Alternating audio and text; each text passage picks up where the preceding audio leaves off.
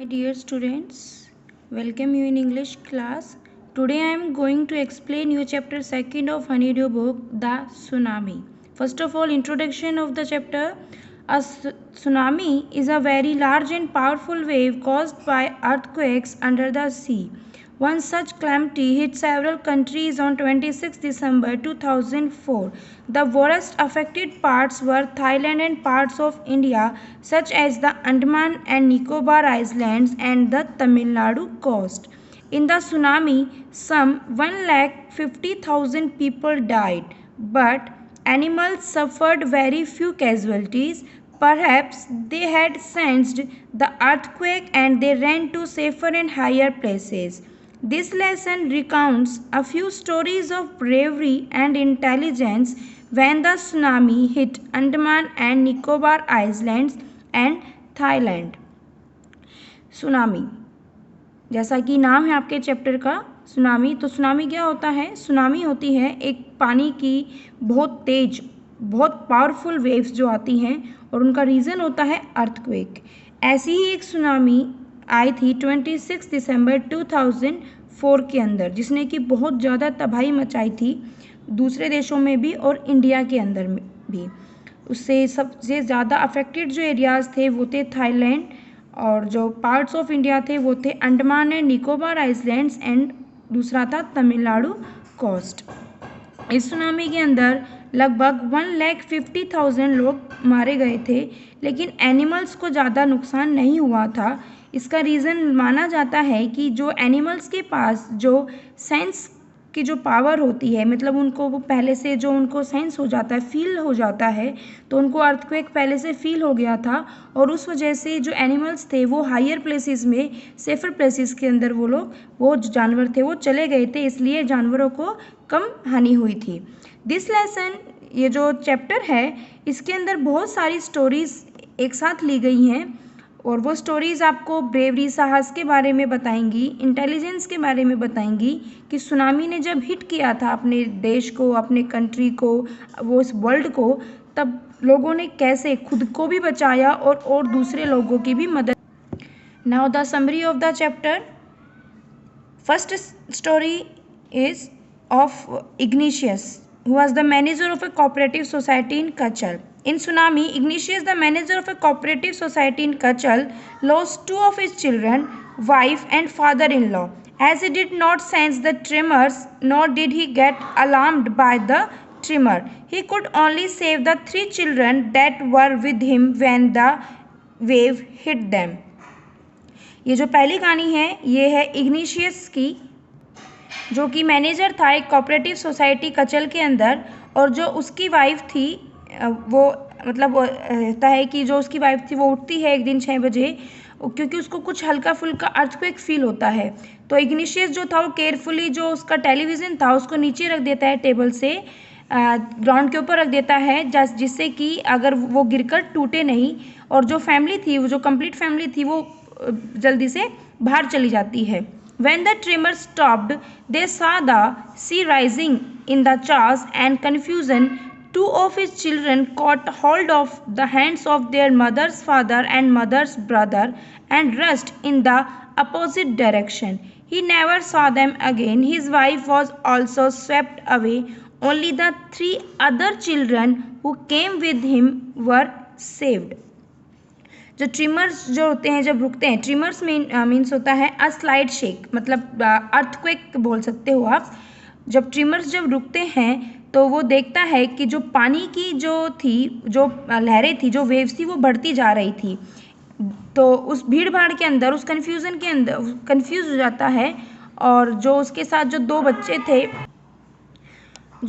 थे उन्होंने हैंड्स पकड़ लिए थे अपने मदर्स फादर, मतलब माँ के जो पिताजी हैं उसके, और मदर्स ब्रदर यानी कि अपने मामा जी के, यानी कि नाना के और अपने मामा जी के, और वो दोनों अपोजिट डायरेक्शंस में चले गए।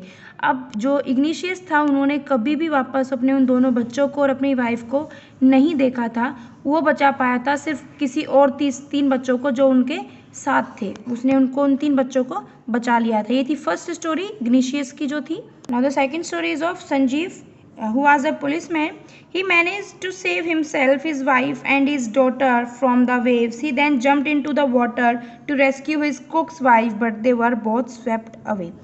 ये जो कहानी है, Sanjeev was a policeman serving in the Katchal island. ये जो कहानी ये भी कचल की ही है, आइसलैंड की, of the Nicobar group of islands. He somehow managed to save himself. Sanjeev ने किसी तरह अपने आप को बचा लिया था. his wife and his baby daughter from the waves. अपने आप को बचा लिया था, अपनी वाइफ को बचा लिया था और अपनी छोटी बच्ची को भी बचा लिया था. but then he heard cries for help from the wife of John. लेकिन फिर उसको एक हेल्प की आवाज़ सुनाई देती है जो कि जॉन की वाइफ की थी. द गेस्ट हाउस कुक, जो कि गेस्ट हाउस का जो कुक था उसकी वाइफ जो थी. Sanjeev jumped into the water to rescue her, but they were both swept away.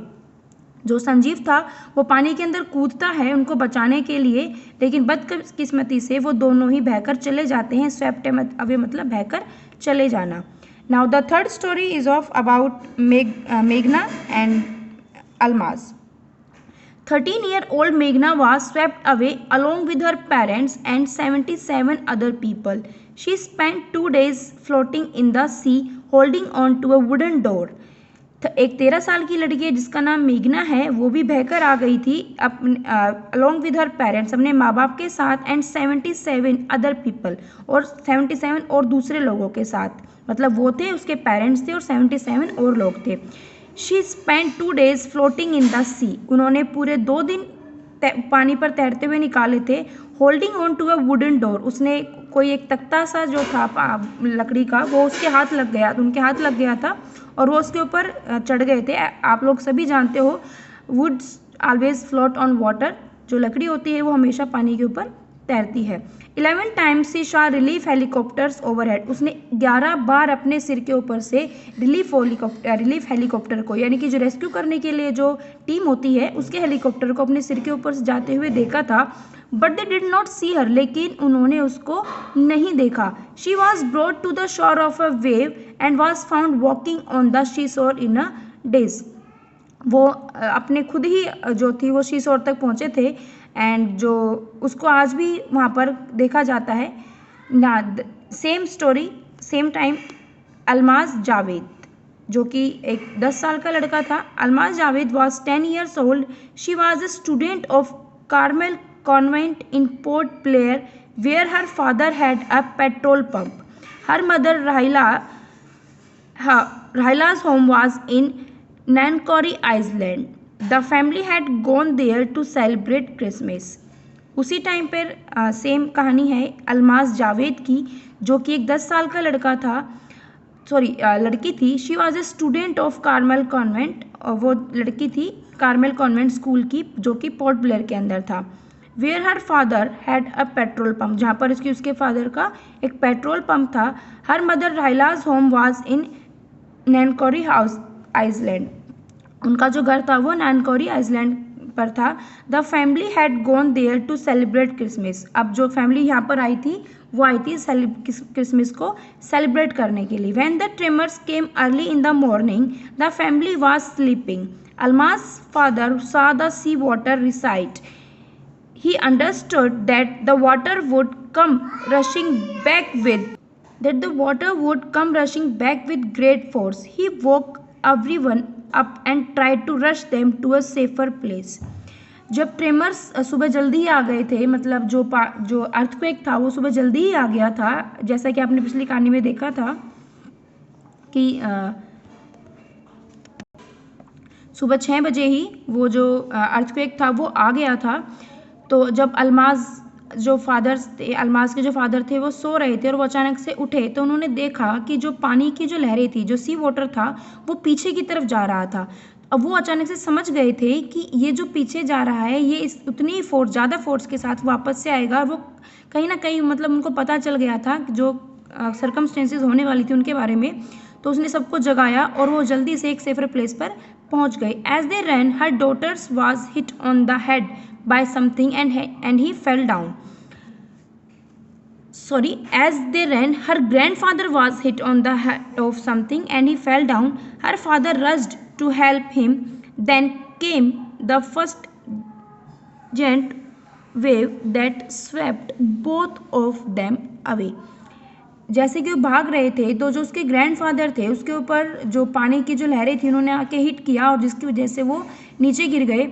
और जो उसके फादर थे रश टू मतलब वो उनकी तरफ दौड़े उसका मदद करने के लिए, लेकिन वो नहीं कर पाए। And the wave swept both of them away, और जो पानी की लहरें थी वो उनको अपने साथ बहाकर ले गई। Almaz mother and aunt stood clinging on the leaves of a coconut tree, calling out to her. A wave uprooted the tree and they too were washed away. Almaz saw a log of wood floating. She climbed onto it. Then she fainted. When she woke up, she was in a hospital in Kamotra. From there, she was brought to Port Blair. The little girl does not want to talk about the incident with anyone. She is still traumatized. अल्माज की जो mother थी वो और उसकी जो aunt थी वो coconut tree की लीव्स को पकड़कर वहाँ पर खड़ी थी, लेकिन वेव्स जब बहुत ज़ोरों से जो वेव्स ने हिट किया कोकोनट ट्री को तो वो भी जड़ के समेत उखड़ गया और वो दोनों भी उसके साथ बहकर चली गई। और जो ये सब देख मतलब इसको अल्माज के हाथ एक वुड लॉग लग गया था, एक लकड़ी का कुछ मतलब पीस लग गया था जिसके ऊपर वो चढ़ गई थी और वो वहाँ उस पर चढ़कर वो बेहोश हो गई थी। जब उसकी आंखें खुली तो वो हॉस्पिटल के अंदर थी। आज जब उस लड़की से यानी कि अल्माज से इस इंसिडेंट के बारे में बात की जाती है तो भी वो सहम जाती है। Now the second part means third story of the chapter. It is a story about Thailand, the Smith family. The Smith family from southeast England were celebrating Christmas at a beach resort in southern Thailand. Tilly Smith was a 10-year-old schoolgirl. Her sister was 7-year-old. Their parents were Penny and Colin Smith. ये जो कहानी है ये एक Smith family की है जो कि साउथ ईस्ट इंग्लैंड के अंदर रहता है। सेलिब्रेट कर रहा था क्रिसमस को बीच रिसोर्ट के ऊपर जो कि साउथर्न थाईलैंड के अंदर था। टिली स्मिथ जो है वो एक 10 साल की लड़की है, एक स्कूल गर्ल है और उसकी एक बहन है जो कि 7 साल की है और उसके पेरेंट्स हैं। इसकी मदर का नाम है पेनी और उसके फादर का नाम है कॉलिन स्मिथ। इट वॉज 26 दिसंबर 2004। वो 26 दिसंबर 2004 का दिन था। Deadly tsunami waves were already on their way. जो भीषण जो सुनामी की लहरें थी वो अपने रास्ते पर थी। They had been triggered by a massive earthquake of northern Sumatra earlier that morning. और वो ट्रिगर्ड कर चुकी थी मैं एक बहुत बड़े मैसिव अर्थक्वेक के साथ नॉर्थर्न सुमात्रा के एरियाज़ को बहुत जल्दी सुबह को ही। The water was swirling and kept coming in. Penny Smith remembered the beach was getting smaller and smaller. I didn't know what was happening. But the Tilly Smith sensed that something was wrong. जो Tilly Smith की जो family थी, Smith family जो थी वो celebrate कर रही थी क्रिसमस को एक बीच रिसोर्ट के ऊपर। तो तभी अचानक से उसको वेव्स आती हुई दिखाई देती हैं। वो उसको दिखता है कि जो बीच था वो धीरे धीरे करके छोटा होता जा, मतलब छोटा होने से मतलब था कि जो वेव्स थी वो नज़दीक आती जा रही थी। तो टिली लड़की जो थी उसको ये सब कुछ मतलब सेंस कर पा रही थी, उसको कुछ अजीब कुछ गलत सा लग रहा था। Her mind kept going back to a geography lesson she had taken in England just 2 weeks before she flew out to Thailand with her family. उसको अपने माइंड के अंदर एक ज्योग्राफी लेसन याद आ रहा था जो कि उसने कुछ मतलब 2 हफ्तों पहले ही पढ़ा था इंग्लैंड के अंदर और मतलब यहाँ थाईलैंड आने से पहले अपनी फैमिली के साथ। Tilly saw the sea slowly rise and start to form bubble and form whirlpools. She remembered that she had seen this in class in a video of a tsunami that had hit the Hawaii Island in 1946. Tilly ने देखा कि जो सी जो था वो जो समुद्र था वो धीरे धीरे बढ़ रहा था, ऊपर की तरफ बढ़ रहा था। एंड स्टार्ट टू फॉर्म और एक बबल और बहुत बड़े बबल के रूप में एक वर्लपूल मतलब पानी के घेरे के रूप में बन रहा था। शी रिमेंबर्ड दैट उसको याद आ रहा था कि उसने ये जो सीन था उसने पहले देखा था अपने क्लास के वीडियो के अंदर। सुनामी के जब चैप्टर उसने वो पढ़ रही थी, टॉपिक जो पढ़ रही थी तब उसने पढ़ा था उसने हवाई आइलैंड के अंदर जब 1946 के अंदर। Her geography teacher had shown her class the video and told them that tsunami can be caused by earthquakes, volcanoes and landslides. उसकी ज्योग्राफी टीचर ने उसको बताया था, उसके वीडियो के अंदर दिखाया था और बताया था कि जो सुनामी होती है वो अर्थक्वेक की वजह से आ सकती है, वोल्केनोज की वजह से आ सकती है और लैंडस्लाइड्स की वजह से आ सकती है। Tilly started to scream at her family to get off the beach. She talked about an earthquake under the sea.